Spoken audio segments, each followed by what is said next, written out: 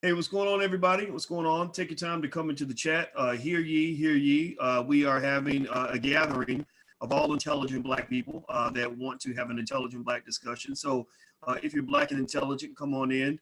Come on into the chat. Welcome to drboycetv.com. This is the home for intelligent Black people. This is where we have great conversations about important Black issues that relate to our community and bring on folks that have something to say, something important to add to our ongoing dialogue with each other. Now, you guys know that one thing that's really, really important is love. Black love. Black love is Black power. Black love is revolutionary. Black love is unique. Black love is amazing. And the two individuals that I get a chance to speak with are Justin and Kiera Craft. Now, Justin and Kiera Craft have a brand, they call it Date Night with the Crafts. And they have a YouTube channel, and they do a podcast, they do Facebook Lives, and they love to talk about love and relationships. And I love to talk about love, and Alicia and I love to talk about love. And you all know that Alicia and I are getting married on July 11th in Chicago, and everybody's invited. And so I thought that talking to the Crafts would be something fun for us to do on this platform. So without further ado, I'd like to ask Mr. and Mrs. Craft, how are you doing today? Hello, how you doing, man? How you doing? Thank you for having us. Thank you. Yeah. Oh, I'm so glad you're here. Glad you're here. And now we bumped into each other in Houston. We were down. It was at Willie D's event, right? Is that correct? Willie D roast. Yeah, the Willie D roast. Yeah, oh Willie, I love Willie. Willie's actually gonna be at my wedding. I don't know if I mentioned that to y'all. I did not mention that. Yeah, he's really one of my groomsmen. I'm honored to have him because I just have a lot of respect for the guy. Now, how do you all know Willie?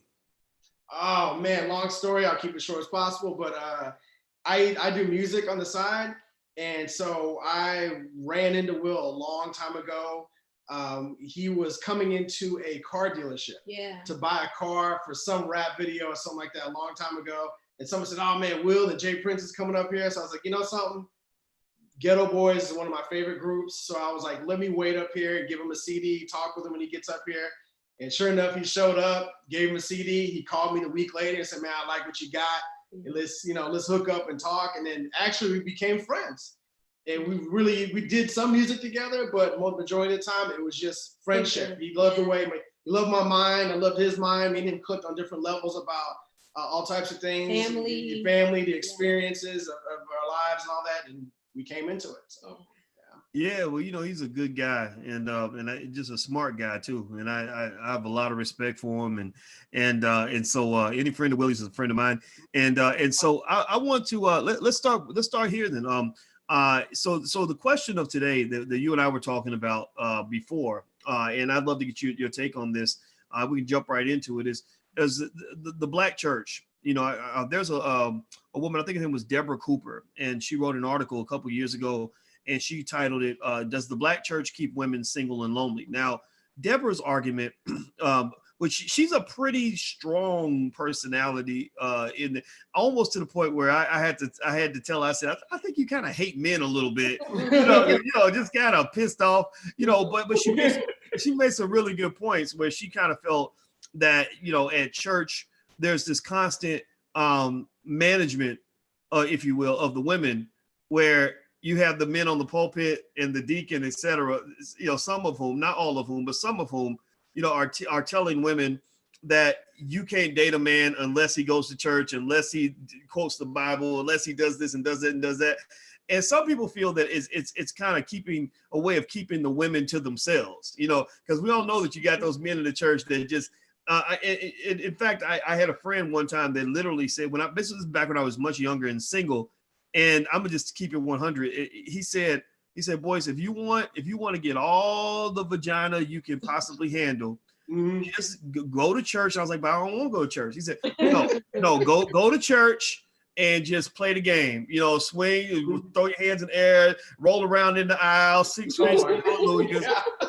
And he literally said, he said, man, you'll be knee deep in vagina by 3 o'clock in the afternoon. Now, that was him. That was his life, and I just kind of laughed it off. But I thought that was an interesting statement, and I guess starting from there, and either one of you can jump in and on this. What are your thoughts when you hear things like that? To a certain, I agree. Let me just say that much right now. The church and the way that it's constructed especially in the Black community, it's a hunting ground. That's how I look at it.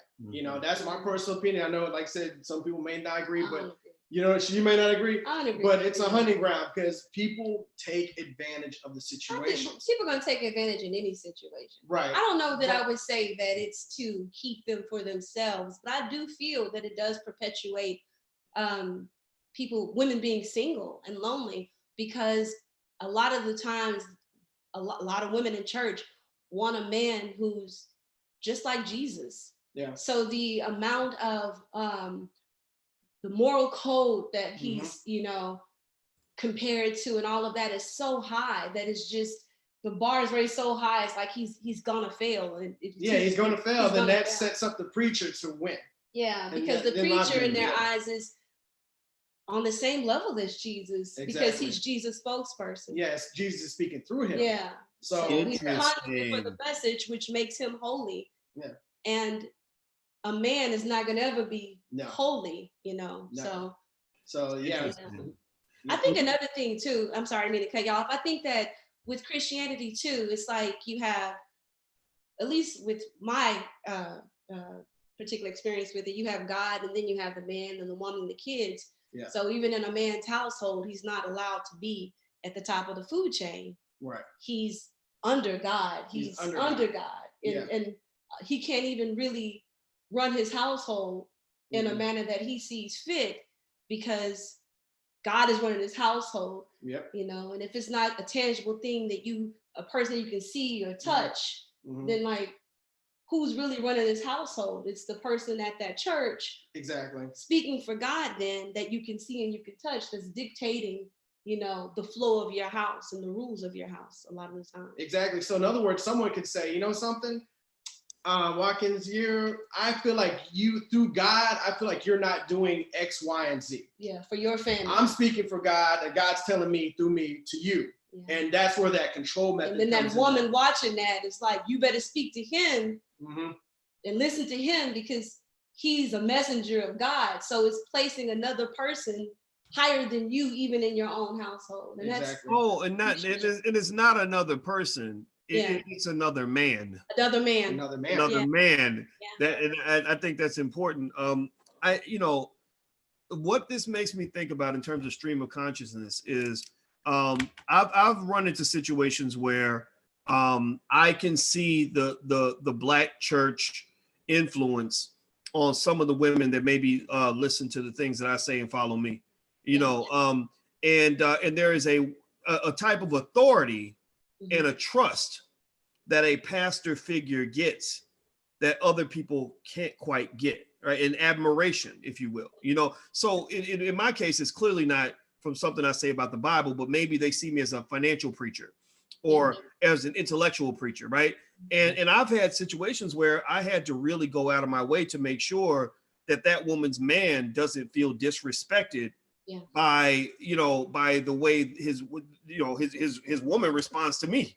Like I back down. I'm like, oh, hey, nice to meet you, sir. You have to do that because I think men are naturally somewhat, and everybody is, but I think men, we have our ways. We like our authority. We're a little bit territorial. Yeah. And I can tell you, I know a lot of guys who don't want to go to church because they're like, I'm not gonna sit here and listen to some dude tell me what to do, and then at the end tell me to give him a bunch of my money and all this other stuff. So I know a lot of guys are like, no, I don't. So I don't know. I mean, some would even argue. Tell me if you think this is true. I don't know. I'm not saying this is true or not.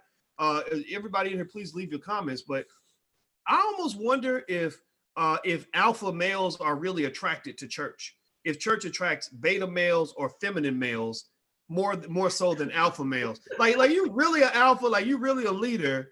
Like it seems like it's a little bit tougher to go in and let another guy just kind of tell you what to do, unless maybe it's Farrakhan or something like that. What do y'all think about that theory?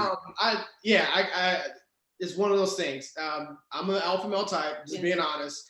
And yes, going to church and then listening to them, I started to question things. And when I was young, and just throwing in this story just so you kind of know, this is a tiny bit of my background. When I was young, I got kicked out of a youth group when I was very young.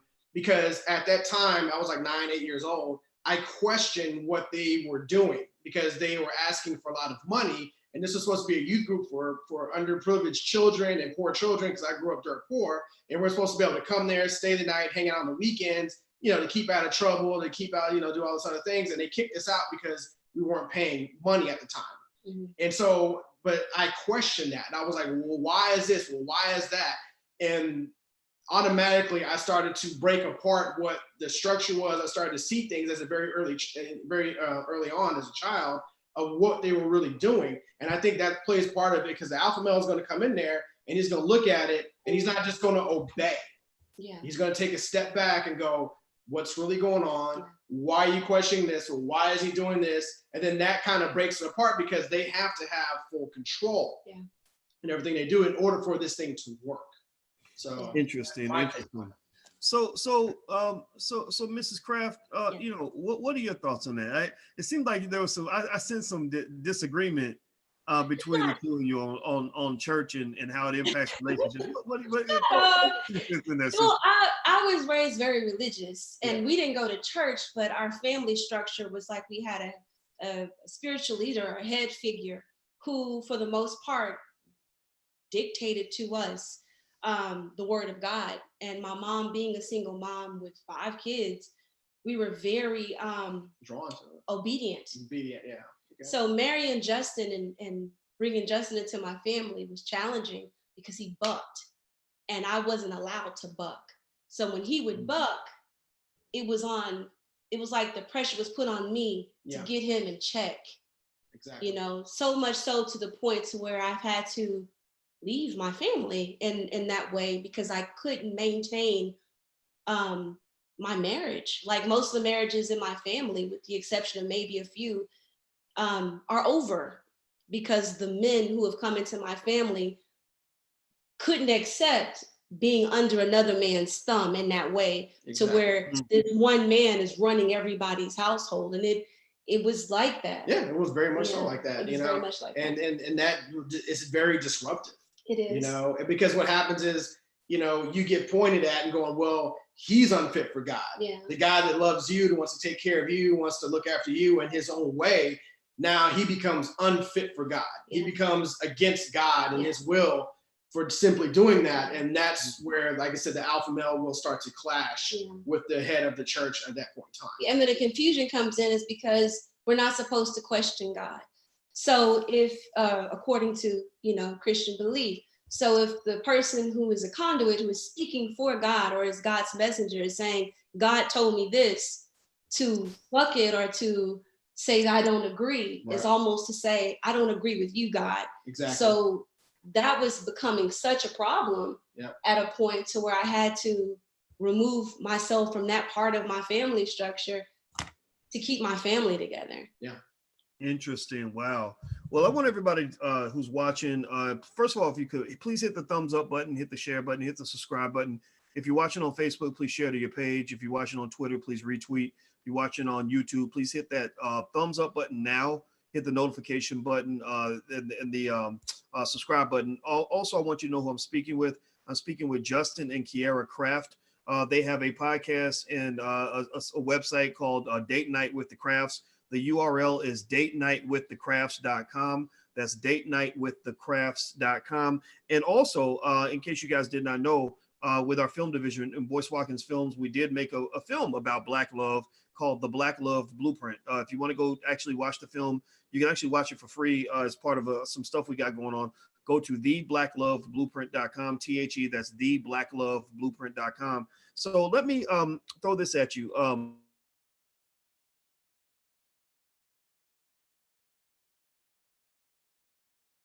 Speaking to, I was engaged once before, right? You all, I mentioned to you all that I'm getting married on July 11th. Oh, I think I lost you for 1 second. Okay. We still got the audio. Yeah, we still got the audio. Hold on. Okay. There we go. Can you hear me now? Yeah, I got you. You good? Okay, let's see. Justin and Kiara, can you hear me now? We can hear you. I can still hear you. We can still hear you. Oh, it looks like we might have got a little bit of a disconnect. Can you hear me now? We can hear I you. bet. I can hear you. We can Okay, hear I bet I froze up for a second. Sorry, I'm my damn Wi-Fi in my house. That's you. what happens. You good? You If good? that ever happens, guys, if you're ever watching and it happens, just wait about 10 seconds and I'll be back. You know, I've been engaged before, and it was about 13 years ago. A lot of people that follow the stuff we do now, they don't know anything about it. So some people might know. And the woman I was going to marry, I remember she was very religious, and I'm not. I don't have a problem. I don't judge people that go to church. I just don't do it myself, right? That's why I just want the freedom to choose myself.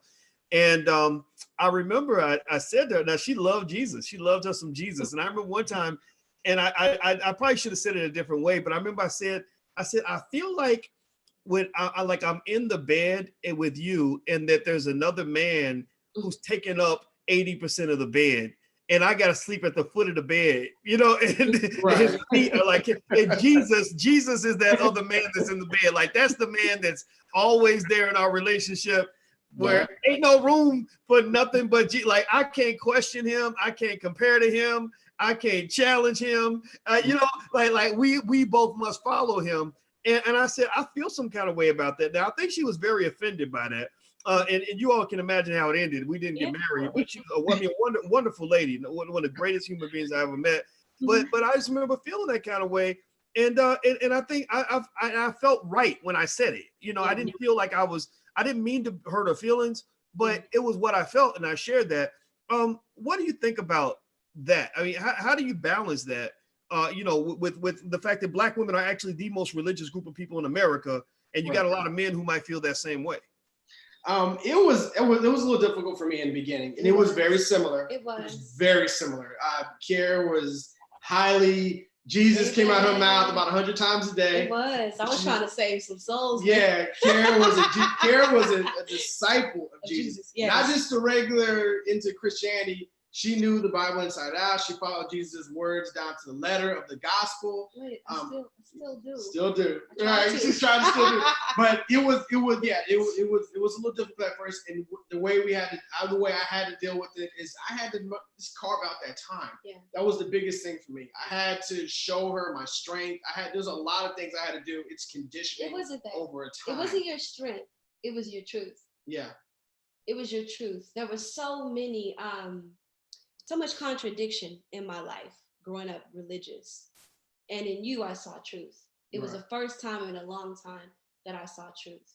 And through loving you and being in a relationship with you, I was able to find God.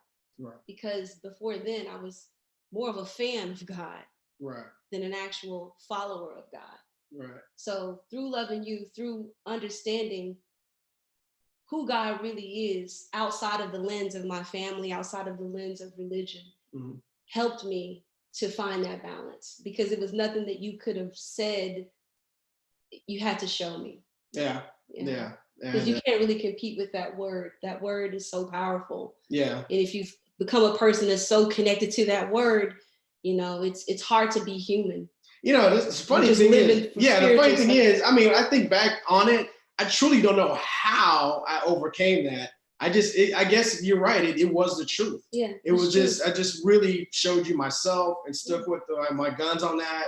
Yeah. And I tried my best not to just judge you. You were judging or attack you. He used to attack the hell out of me. Right. But it was just because I wanted her to be free. I wanted her to be free. Yeah. I wanted her to be free. And how I look at it a lot of times is, you know, you have this religious teaching, and I feel like it's something like going to college. I feel like you open the Bible, you read it, you learn some things from it, and then after that, you kind of move on. But I know people feel like, no, you got to stay with it. You have to, you know, hold it by your side every day, walk around the Bible every day until you die. But I'm like, no, I feel like you can learn from it. Then after you learn from it, it's like graduating. You move on to another part of your spirituality. You learn on to more lessons. And I feel if you stay right there, I feel like it's just like staying in high school the rest of your life. You never grow past it. And I feel like you have to grow past it. And that was kind of like how I came at her with it. Yeah. I was like, you have to move on to a different realm of spirituality. Well, you challenged me to find a deeper connection with God outside of just having a middleman. Just having a middleman, exactly. Interesting. Wow, interesting. So finding spirituality outside the lens of religion. I think that's a really interesting statement. You know, and I've heard that you know, from a lot of my friends that are devout Christians, and and I think and spirituality makes a lot of sense to a lot of us, you know, and I think that it's and I think that we can talk about spirituality and faith and everything else without always being distracted by some of the shenanigans that we hear about in the church. And I think that's what Deb Cooper was probably thinking about when she wrote that piece. I think she even followed up with a book called something like the church where women pray and men pray. Get it? Right, you know, and you know, and, get it, yeah, but A versus E, and I think that can be true in a lot of situations. I mean, I would almost say that I have a hard time seeing the healthy side of anybody who takes religion as an avenue to become part of a cult-like sort of mindset. Because when you're part of a cult, you're very vulnerable to the people that have that authority that you've trusted them with, right? So you're in a cult and you have this supreme leader that's telling you things and you believe everything they say. You got a lot of people out here that are going to use that power in ways that are unethical. And you see examples of that all the time. I mean, you know, there was this I'm gonna tell this story without it being as gross as it sounds as it is. But we're all grown. But there was a pastor, I read about it, a pastor in Nigeria that told women that that you know how you drink the wine, you taste the blood of Jesus. He said, if you drink my blood, that's you know, like that's Jesus, right? And the women believe this, you know, not all of them, but a lot of them did. And to me, I think that's that's the danger side, right? And that also connects to just this general idea of and Christianity ain't the only religion that does it. You see it in the Mormon faith all the time. You know, back in old school when they had polygamy and everything else, they had ways of doing things where you'd have this old guy who has this ranch with, you know, where he's got 30 wives and a bunch of kids. And what would happen is when the girls and the boys, when the children got about 13 years old, they would run the boys away to get rid of the competition, but they would chase the girls down if they tried to leave. They wouldn't let they demanded that the women stay, but the boys had to go, you know, and that really is, you know, kind of, I think that darker side of just, you know, all of that. And I think that's what people are thinking about when they criticize, but I don't think criticizing anything in a blanket fashion is healthy, because we all know that there's thousands of Black churches around the world and they all do different things. So I think to put them all in one basket is incorrect. So let me ask you about yourselves, and feel free to comment on anything I just said. How long have y'all been married? 22 years. 22 years. It'll be 23 in May. So we got married pretty young. Yeah, I definitely. was 19, you were 20? Yeah, 19, 20, and I was already tired of the world. And I met her, and there was just something about her. The day I met her, I was just like, that girl right there. I had to be mean to her at first, though, let her know I ain't no punk. Yeah. But whatever. But I had, But I knew that was a girl. We got married in what, 2 months? 3 months. We got married in 3 months after meeting. Wow. Wait, and how many? 2 months? 3 months. 3 months. 3 months? And really, so you met her, and then 3 months later you married her. Yeah. People thought I was crazy. They thought we were pregnant. Yeah, I thought I was pregnant. I was like, nah, this girl's amazing, man. This is gonna be the girl that I want to marry right here. And they're like, man, you out of your mind. I was like, nah. How many children? We have 2. You have 2? Yeah. 2 children. Wow. I think that's awesome. And well, you know, I want everybody who's watching, I hope you all will go support Mr. and Mrs. Craft and their podcast and their platform. Their website is datenightwiththecrafts.com. That's datenightwiththecrafts.com. They're on YouTube, they're on Facebook, they're everywhere, and they're very, very good at what they do, as you can tell. And also, if you're interested in the whole love and relationship genre, we actually have a film called The Black Love Blueprint. It's a series, and there's a big Facebook page. There's 300 and something thousand people on it. In fact, Mr. and Mrs. Craft, I'd like to share some of your content there, invite you guys to come in there as well. And feel free to go check that out, because as you guys know, we have to protect our own image and create the image that we want the world to see. And the blackloveblueprint.com is kind of one effort to do that. And so we're about to get out of here, guys. Do us a favor. Please hit the thumbs up button, share, subscribe button, everything else. Also, tomorrow at 2 p.m., I'll have Willie T. Ribbs on. His new documentary on Netflix comes out tomorrow. It's called Uppity. I don't know if y'all know Willie T. Ribbs or not. You ever heard of Willie T. Ribbs by chance? I've heard the name. I haven't seen the documentary. Yeah, Willie T. Ribbs is a brother who I was introduced to when I went to Philly. He was a Black race car driver who was he was sponsored by Bill Cosby, and he went through all this hell in NASCAR. You know, imagine dealing with the rednecks in the 60s, 70s, and 80s. And he was like, he said, every time I go out there, they'd say, I don't want to race that nigger, and they call me the nigger. He said, and I loved it. He said, yeah, he got played. Yeah. Give him his edge. Yeah, he was a bad boy, and he said, I'm gonna give you more reasons to call me the N-word after I get there beating your ass on the track. You know? So he's a real interesting guy. So his documentary comes out tomorrow on Netflix. It's called Uppity, and he's gonna come into podcast. So I'll let you all know, and everybody else who's watching, you should check this brother out because we got to support our own. And thank you so much, Mr. and Mrs. Kraft. It was a pleasure having you. All right. Thank you so much. Take it easy. All right. You too. See you both. All right, everybody. Y'all have a good day, and we will see you soon. Be good. All right. All right. Bye-bye.